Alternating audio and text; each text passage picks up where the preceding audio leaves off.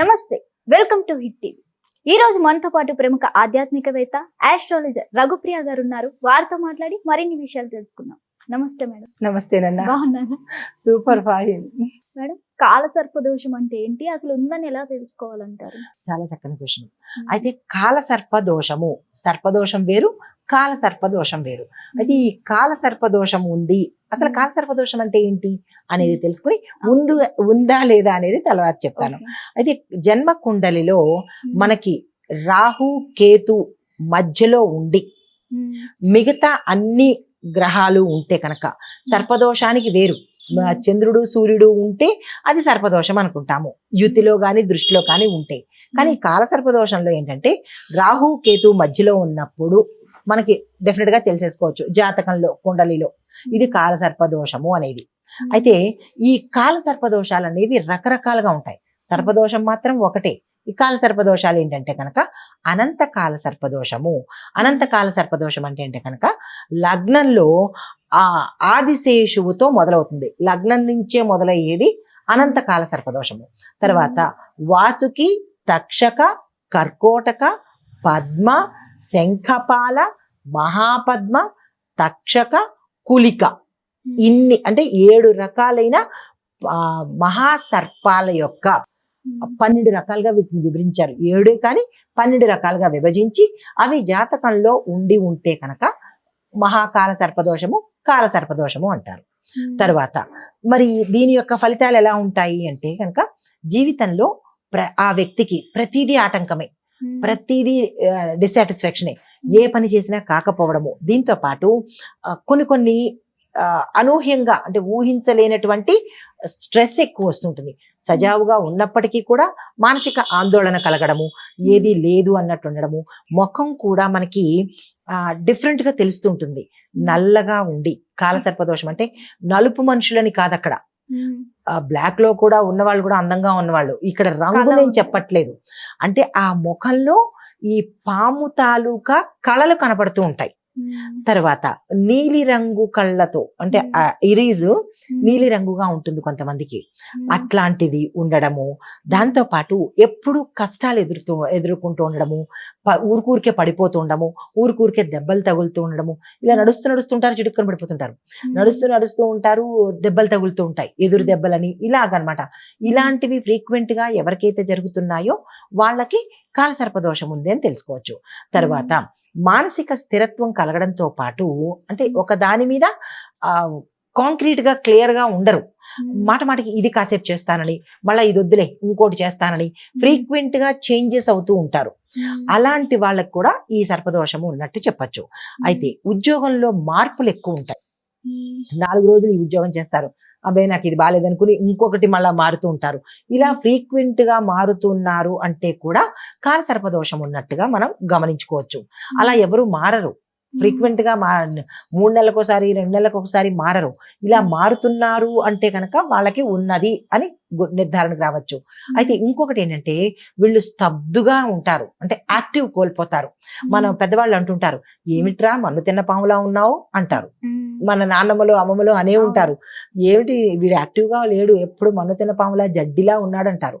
అంటే అర్థం ఏంటంటే మన్ను తిన్న పాము అంటే ఒక పాము ఎట్లాగైతే స్తబ్దుగా ఉంటుందో, కొండ చిలవలాగా అట్లాగా ఉంటుందో, నిస్సత్తువగా డల్ గా ఇన్యాక్టివ్ గా ఉంటారో వాళ్ళకి కూడా ఉన్నది అని పెద్దవాళ్ళు, పిల్లలైతే పెద్దవాళ్ళు గమనించుకోవాలి. అయితే జ్యోతిష శాస్త్ర పరంగా చూసినట్టయితే కనుక ఇది చాలా చాలా చాలా తీవ్రమైన దోషము. దీన్ని కనుక మహాకాల సర్పదోషాన్ని మనం పరిహారం చేసుకోకపోతే జన్మల వరకు అది వెంటాడుతూనే ఉంటుంది. కాబట్టి ఈ విషయంలో ప్రతి ఒక్కళ్ళు చెక్ చేయించుకోండి. మన జాతకాలు చూసుకుని అమ్మయ్య మనకి ఏ సర్పదోషాలు లేవు అని నిర్ధారణ చేసుకున్నట్టయితే కనుక ప్రశాంతంగా 3 తరాల నుంచి 7 తరాల వరకు కుటుంబం చక్కగా ఉంటుంది. అయితే మరి ఇది పూర్తిగా తొలగిపోయింది అని మనకి ఎలా తెలుస్తుంది అంటే కనుక మనలో చేంజెస్ కనబడుతూ ఉంటాయి. పూర్తిగా అది తొలగిపోయింది అన్నప్పుడు క్రమశిక్షణ, భక్తిభావం ఏర్పడము, ఓర్పు సహనం ఏర్పడము, దైవ చింతన ఏర్పడము. కొంతమంది చూడండి, అబ్బాయి ఎంత అదృష్టవంతుడు, నిన్నటి వరకు ఒకలా ఉన్నాడు, ఇవాళ చూడు ఎంత అదృష్టం వచ్చిందో. అది అదృష్టం రావడం కాదు, వాళ్ళకున్న ఆ దోషాలు తొలగిపోయిన తరువాత వచ్చినటువంటి ఐశ్వర్యం కావచ్చు, యోగం కావచ్చు, ఏ యోగాన్నైనా సరే అప్పుడు వస్తాయన్నమాట. ఇప్పుడు చూడు, మబ్బు ఉండంగా మనకి సూర్యుడు ఎలాగైతే కనపడ్డో, మబ్బు పోయిన తర్వాత ఏమవుతుంది, అవును. చక్కని వెలుగు వస్తుంది, సూర్యుడు కనపడతాడు. అలాగే ఈ దోషాలు ఉన్నప్పుడు ఇలా ఉంటారన్నమాట. అది తీయించుకున్న తర్వాత, తొలగిపోయిన తర్వాత ఆ వ్యక్తి క్లియర్ గా తెలిసిపోతారు. మొహంలో కానీ, వాళ్ళ యాటిట్యూడ్ లో కానీ, వాళ్ళు చేసే బిహేవియర్ లో కానీ మనకి ఆ తీరిపోయింది అని తెలుస్తుంది అనమాట. అయితే మనకి ఈ సర్పదోషానికి, కాల సర్పదోషానికి తేడా ఏమిటి అనేది తెలుసుకుందాం. ముందుగా ఏంటంటే పితృదోషం వల్ల కానీ, నాగదోషం వల్ల కానీ ఏర్పడేది సర్పదోషము. పాయింట్ వైజ్ చెప్తున్నాను, చాలా క్లియర్ గా విను. అయితే దీని కాల సర్పదోషం ఏంటంటే కనుక రాహు కేతువులు ఇద్దరు మధ్యలో ఉంటారన్నమాట, మిగతా అన్ని ఉంటాయి. అర్థమైందా? దీన్ని కాల సర్పదోషం అంటారు.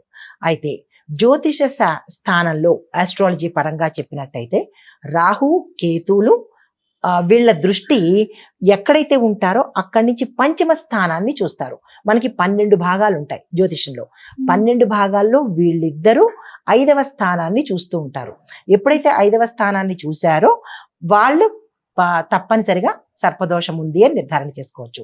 అయితే కాల సర్పదోషం ఎలా తెలుసుకుంటామంటే కనుక ఈ 7 గ్రహాలు రాహు కేతు కాకుండా ఈ 7 గ్రహాలు రాహు కేతువుల మధ్యలో ఉంటాయి. అంటే ఇటుపక్క రాహు, ఇటుపక్క కేతు ఉంటారు. ఈ మిగతా 7 గ్రహాలు వాళ్ళ మధ్యలో ఉంటాయి.